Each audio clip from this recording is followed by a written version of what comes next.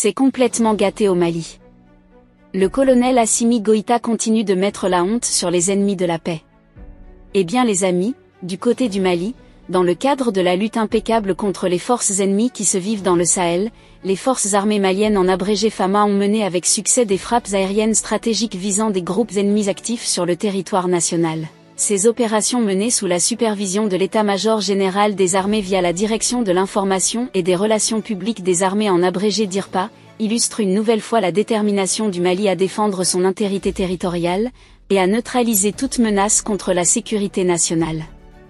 Dans la matinée du 28 janvier 2025, grâce à une surveillance accrue et à l'exploitation de renseignements précis, les forces armées ont détecté des mouvements suspects d'une colonne de motos dans la région de Bandiagara. Une frappe aérienne chirurgicale a immédiatement été déclenchée sur 2 objectifs ennemis, incluant un regroupement d'une quinzaine de combattants armés du côté de Ouro au Mali à 12 km dans le nord de Diangasago.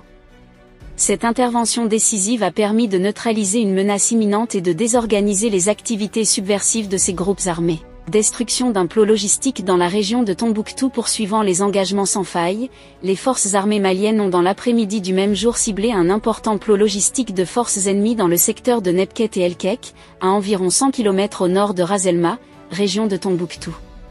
L'intervention s'est soldée par la destruction d'un véhicule, d'un stock conséquent de carburant et l'élimination de plusieurs éléments ennemis. Cette action porte un coup dû aux capacités logistiques des groupes ennemis et réduit considérablement leur marge de manœuvre dans cette zone. Face à la menace persistante des groupes ennemis, les forces armées maliennes soutenues par la volonté inébranlable du peuple malien continuent d'intensifier les opérations de surveillance et de neutralisation des foyers ennemis.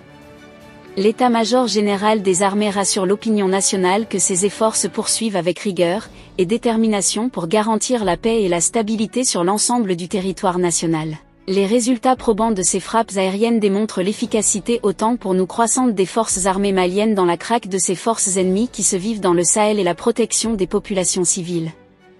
Le Mali, à travers ses vaillantes forces de défense, affirme ainsi sa souveraineté et sa résilience face aux défis sécuritaires. Nous ne saurons donc finir cette vidéo sans lancer en quelque sorte tous nos encouragements à ces vaillantes forces de défense qui se battent jour et nuit pour assurer au peuple malien et au peuple de l'AES toute la sécurité nécessaire dont ceux-ci en ont besoin, pour en quelque sorte vaquer normalement à leurs occupations. Nous ne saurons également oublier de lancer nos félicitations à nos vaillants dirigeants de l'AES, à savoir le général des armées Assimi Goïta, président de l'AES, et le président de la République du Burkina Faso, le capitaine Ibrahim Traoré, sans toutefois oublier le président du Niger, le général Tchiani, pour tous l'effort consenti dans la lutte contre les groupes armés qui se vivent dans le Sahel.